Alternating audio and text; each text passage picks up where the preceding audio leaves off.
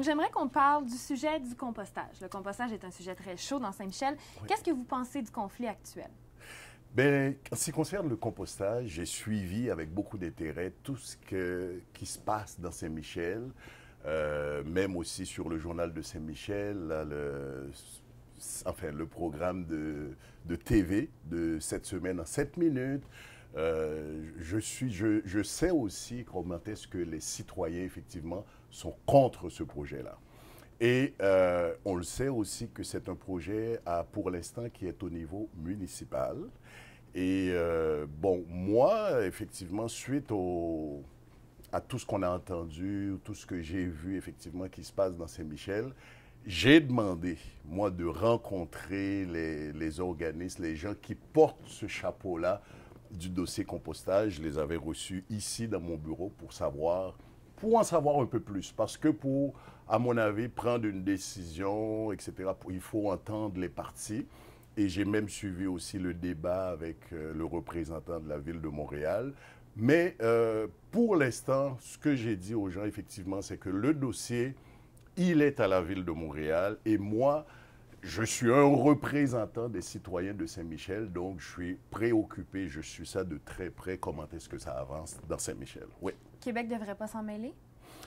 Québec, pour l'instant, Québec n'est pas là-dedans du tout. Et moi-même, ce que j'ai fait pour prendre les devants, c'est que là, en date d'aujourd'hui, je peux vous dire qu'il y a une rencontre qui va se faire à laquelle le ministre du Développement durable, M. Pierre Arcan, il devrait venir dans le comté, rencontrer les citoyens, quelques citoyens, des organismes aussi, pour entendre leurs préoccupations avant même que ce projet-là arrive au niveau municipal, au niveau provincial, je veux dire. Quelle est votre position sur le sujet? Mais c'est ce que je vous dis. J'ai rencontré les gens et j'en ai parlé aussi au ministre, Pierre Arcan, pour lui dire, voilà c'est quoi la position des gens et moi je représente les gens de Saint-Michel, j'entends leurs préoccupations, donc j'ai dit je suis sensible à leur cause, donc, mais on ne peut pas mettre la charrue avant les bœufs. En ce sens que j'ai dit, le projet y est au niveau municipal, tant qu'ils n'ont pas fait la demande au niveau provincial, il n'est pas à notre niveau encore. Et c'est pour ça que, mais les gens dans Saint-Michel me connaissent bien. D'ailleurs, un des dossiers qu'on a, c'est, si on se rappelle bien, c'est Louis-Joseph Papineau. On disait, ça fait 25 ans que les gens de Saint-Michel attendaient. Et là, maintenant, qu'est-ce qu'on a fait? Mais c'est réglé du côté provincial. Donc, on a 7,5 millions qui est sur la table. Et là, ça va faire plus d'1 an. Donc là, si on me dit, ça fait 25 ans qu'on attendait, nous avons bougé, j'ai tout fait, j'ai poussé jusqu'au Premier ministre. Donc, les gens de Saint-Michel connaissent ma position. Je fais partie de l'équipe.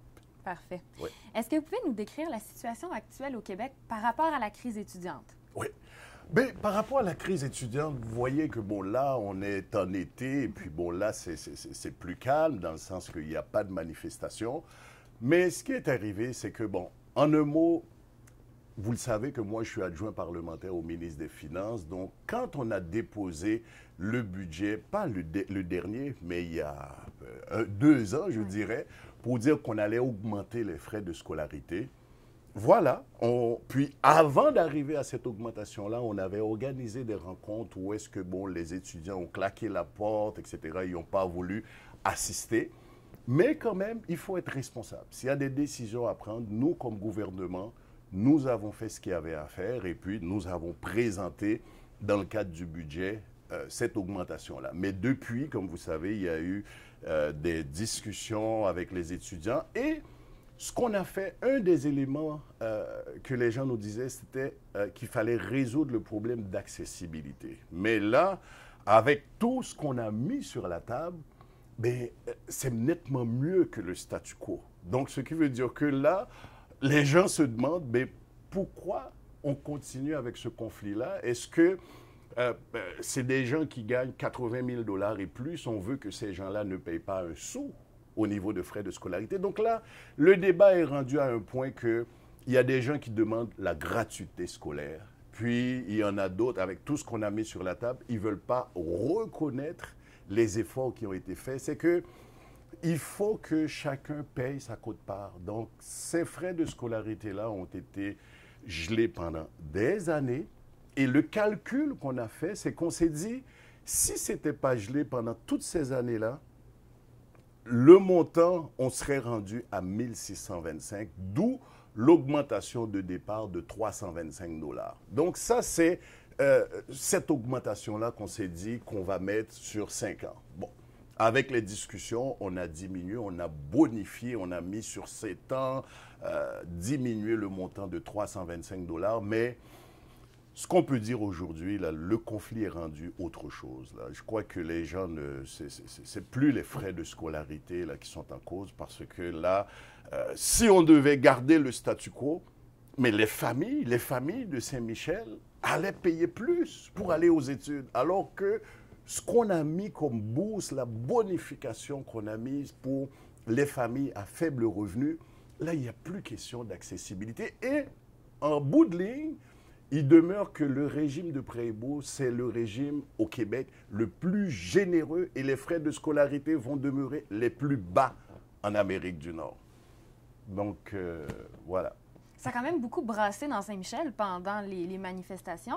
Il y en a eu beaucoup à François Perrault. D'ailleurs, il y en a même des étudiants qui se sont rendus jusqu'ici à vos bureaux.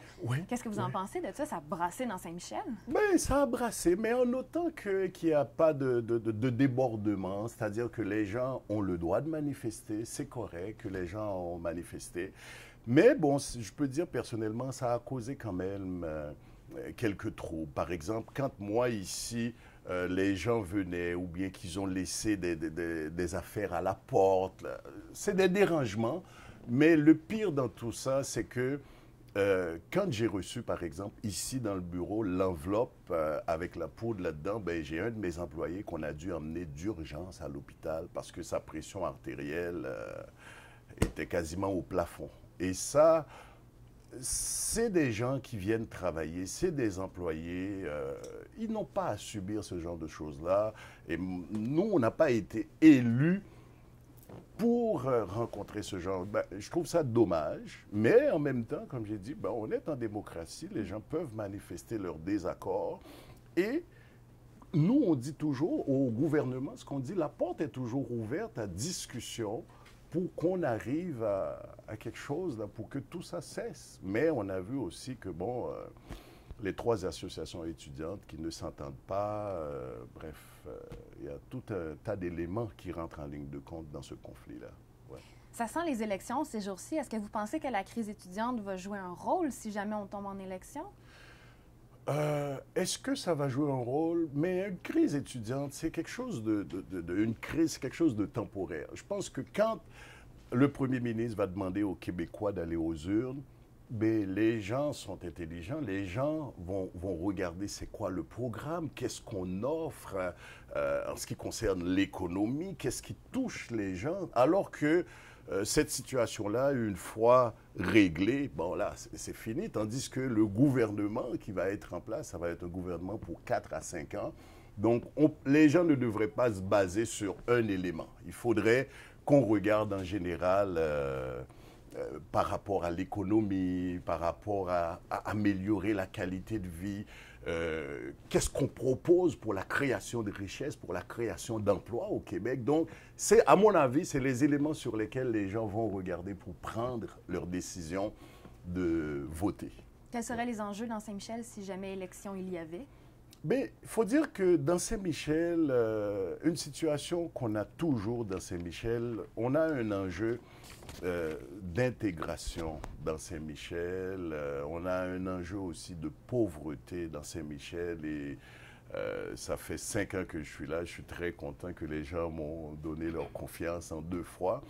Il faut continuer à travailler à tout ça. Et quand on dit problème d'intégration, vous savez, c'est un des comtés les plus multiculturels. D'ailleurs, la fin de semaine dernière, on avait le Festival des Nations où est-ce qu'on accueille les nouveaux arrivants dans Saint-Michel. C'est une très belle activité. Il faut travailler à ce vivre ensemble-là au sein de différentes communautés et aussi les rapprochements intergénérationnels. Donc, c'est ça qui pose un problème. Et quand je dis aussi question de pauvreté, bien là, c'est sûr que ça nous amène des enjeux d'insécurité.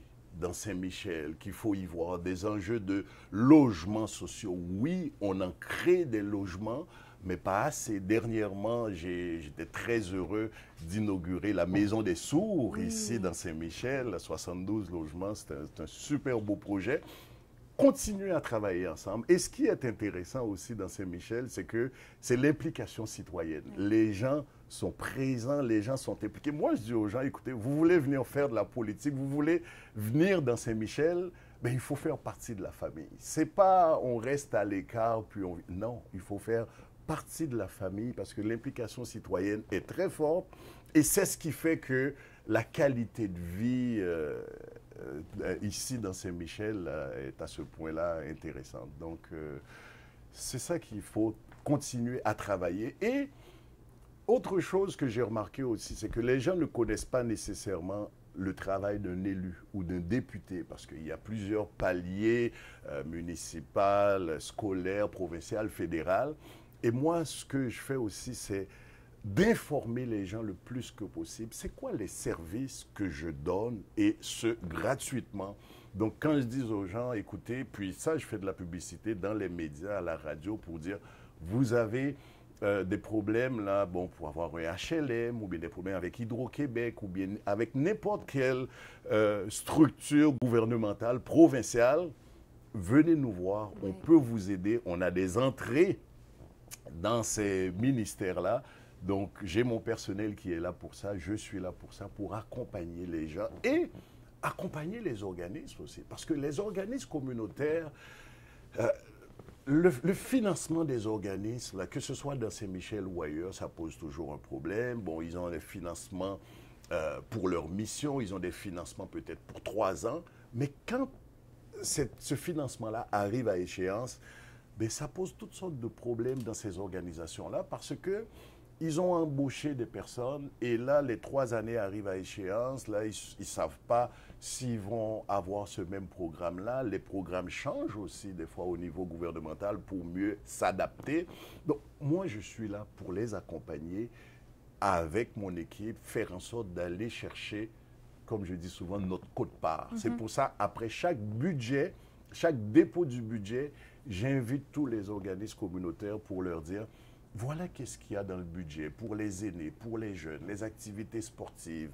Est-ce qu'on devrait avoir d'autres terrains de soccer comme le parc Champ-Doré? Je suis leur représentant, donc mon travail, c'est d'aller chercher le maximum pour le comté de Viault et éventuellement Saint-Michel. Oui, d'ailleurs, c'est ce que j'allais vous demander. Comment avance ce projet-là? Ben, ce projet-là de changement de nom, passer de comté de Viault à comté de Saint-Michel, j'ai pris l'initiative, effectivement, de faire changer le nom et j'ai écrit au directeur général des élections.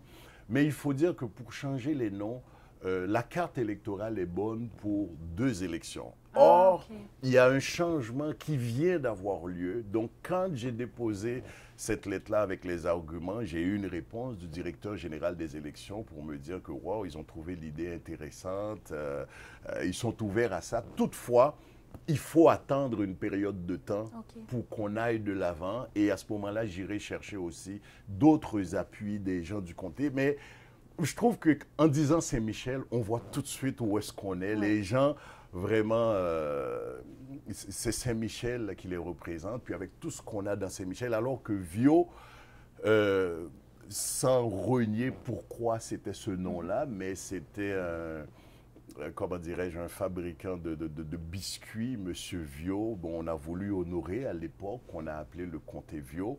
Mais je pense que sentiment d'appartenance des gens de Saint-Michel. Et aussi, c'est important pour nous de travailler à changer l'image de Saint-Michel. On a tellement de belles choses là, qui se passent dans Saint-Michel, que ce soit pendant l'été. Là, on est en train de fêter les 100 ans de Saint-Michel. Donc, je trouvais que ça aurait été l'occasion idéale pour mettre, comme on dit, Saint-Michel sur la map.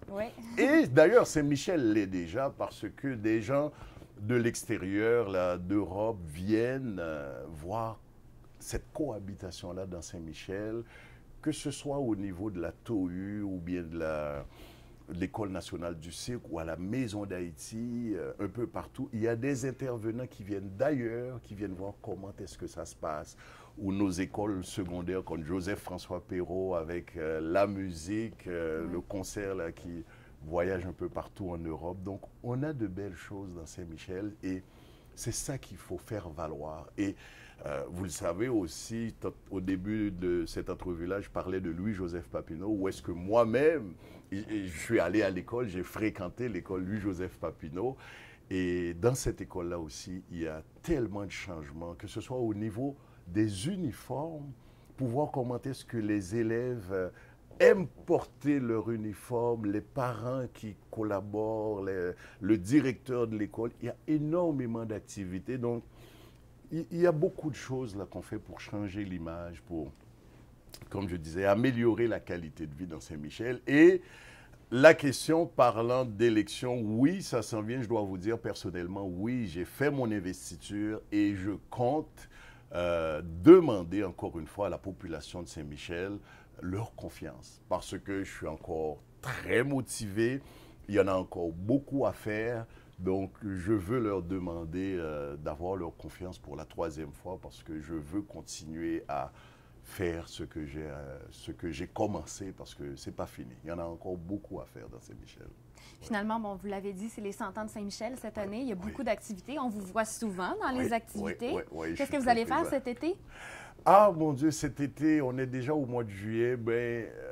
Plusieurs éléments qui rentrent en ligne de compte parce que vous savez, dans l'agenda, il y a beaucoup d'activités, beaucoup de sorties.